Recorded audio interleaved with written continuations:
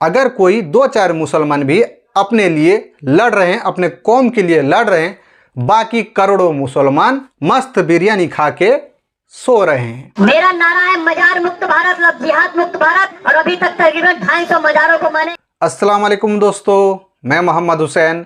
दोस्तों, कल ही मैंने बताया था अगर मुसलमान इसी तरह से कुछ दिन और खामोश रहता है तो मुसलमानों को अपने घर पर भी नमाज पढ़ने से रोका जाएगा। बस कुछ दिन की और इंतज़ार मुसलमान कर ले इसी तरह से खामोश बैठकर, उसके बाद मुसलमानों को ये दिन भी देखना पड़ जाएगा। ये दिन बहुत जल्द आने वाला है। इस सच्चाई को मुसलमान अभी मानने से इनकार कर रहे हैं। हो सकता है उन लोगों को मेरी ये बात बुरा लगे, लेकिन बस कुछ साल और मुसलमान इसी तरह से इंतज़ार कर लें, खुद ब खुद उन्हें समझ आ जाएगा। बीते कल की ही खबर थी, मैंने बताया था दिल्ली में एक इमाम साहब दुआओं में फ़िलिस्तीन का नाम लेने से दिल्ली पुलिस पर आफत आ जाती है और दिल्ली पुलिस इमाम साहब पर दबाव बनाती है, इमाम साहब को रोकती है कि फ़िलिस्तीन का नाम अपने दुआओं में ना लें।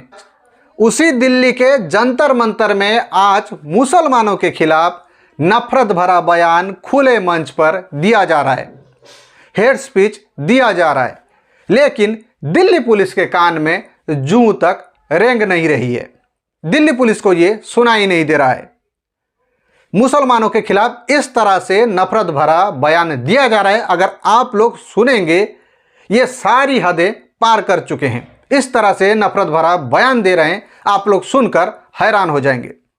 उसको भी आप लोगों को सुनाऊंगा, क्योंकि आप लोगों को सुनाना भी ज़रूरी है, क्योंकि मुसलमान अभी भी बेचारे सोए हुए हैं। लेकिन उससे पहले एक और छोटी सी जानकारी आप लोगों को दे देता हूं। खास करके बीजेपी के अंधभक्तों को इस बात को, इस खबर को सुननी चाहिए। आज हमारे देश के चीचा जी मतलब बड़े साहब पहुंचे हैं देश के जवानों के बीच में दिवाली मनाने के लिए। मतलब देश के जवानों के साथ में चीचा जी दिवाली मना रहे हैं। लेकिन एक सवाल है जो कि गोदी मीडिया इन 5 सालों में कभी भी चीचा जी से पूछने की हिम्मत नहीं की। कम से कम आज के दिन में तो गोदी मीडिया को चीचा जी से ये सवाल पूछने ही चाहिए, क्योंकि चीचा जी जवानों के बीच में मस्त दिवाली मना रहे हैं। तो चीचा जी से गोदी मीडिया को ये सवाल करनी चाहिए कि चीचा जी ये बताओ, 5 साल बीत गया, उन 40 जवान जो कि पुलवामा में शहीद हो गए थे, उनके पास इतने भारी मात्रा में आरडीएक्स से भरा हुआ गाड़ी कैसे पहुंचा? कहां से वो इतने मात्रा में आरडीएक्स पहुंचा था? क्यों उन 40 जवानों को एयरलिफ्ट करवाया नहीं गया? ऐसे कई सवाल उन शहीदों के लिए उठता है, लेकिन गोदी मीडिया भला ये सवाल क्यों करेगा? क्योंकि गोदी मीडिया थोड़ी कुछ खोया है।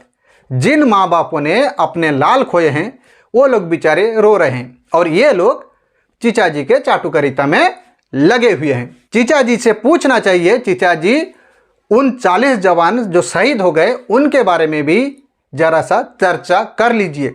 तो गोदी मीडिया अपनी चाटुकारिता छोड़कर थोड़ा सा अगर पूछ लेता ये बात, तो शायद देशवासियों को भी समझ आ जाता आखिर पुलवामा में हुआ क्या था। 5 साल हो गए, बीते 5 साल में जरा सी भी देशवासियों को पता नहीं चला आखिर कैसे इतने बड़े मामला हो गया। खैर दोस्तों, आप लोग सुन लीजिए कैसे दिल्ली के जंतर मंतर में बेखौफ होकर मुसलमानों के खिलाफ नफरत भरा बयान दिया जा रहा है। सुनिए इसको। मेरा नारा है मजार मुक्त भारत, जिहाद मुक्त भारत, और अभी तक तकरीबन 250 मजारों को मैंने इन्हीं हाथों से तोड़ने का काम किया है। और अजमेर की दरगाह नहीं, हमारा एकलिंग शिव मंदिर है। तो देखा दोस्तों, खुद कितने मजार तोड़ा है, अपने जवान से इकरार कर रहा है, और खुले मंच से दूसरे को उस्का रहा है कि तुम लोग भी मुसलमानों के दरगाह को तोड़ो, मजारों को तोड़ डालो। अजमेर के दरगाह शरीफ में उसने गंगा जल भी छिड़का है, और बहुत जल्द अजमेर के दरगाह शरीफ को वो तोड़ देगा, अजमेर के दरगाह शरीफ को वो गिरा देगा। ऐसे खुले मंच पर भड़काऊ बयान दे रहा है और दूसरे को उसका रहा है कि तुम लोग भी मुसलमानों के दरगाह को तोड़ डालो, कैसे हिंदू हो तुम लोग। क्या ये बात दिल्ली पुलिस को सुनाई नहीं दे रहा है? ये वही दिल्ली है जो कि कल तक इमाम साहब अपने मस्जिद में दुआओं में फिलिस्तीन का नाम क्या ले लेते हैं।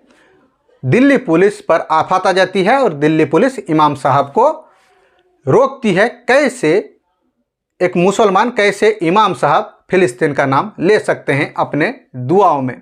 ये वही दिल्ली पुलिस है जो कि कल तक पीस प्रोटेस्ट जो कि मुसलमान निकाल रहे थे फिलिस्तीन के समर्थन में, उसमें जो लोग थे, महिला भी थी, उनको गिरफ्तार कर कर ले जा रही थी। ये वही दिल्ली पुलिस है और ये वही दिल्ली पुलिस है जो कि ऐसे नफरत भरा बयानों को सुन रही है। वो भी कौन दे रहा है?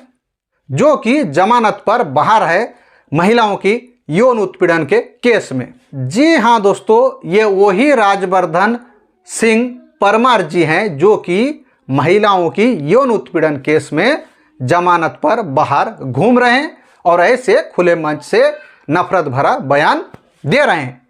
लेकिन जब मैं इसके लिए मुसलमानों को ही जिम्मेदार ठहराता हूं, क्योंकि मुसलमान अगर प्रोटेस्ट करना सीख जाते, मुसलमान अगर अपना हक के लिए आवाज बुलंद करना सीख जाते, मुसलमान अगर अपने हक के लिए लड़ना सीख जाते, तो शायद ये नौबत नहीं आती।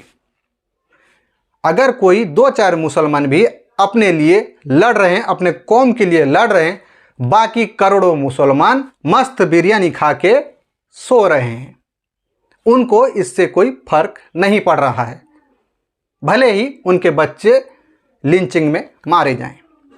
खैर दोस्तों, दुआओं में याद रखें। यही था खबर।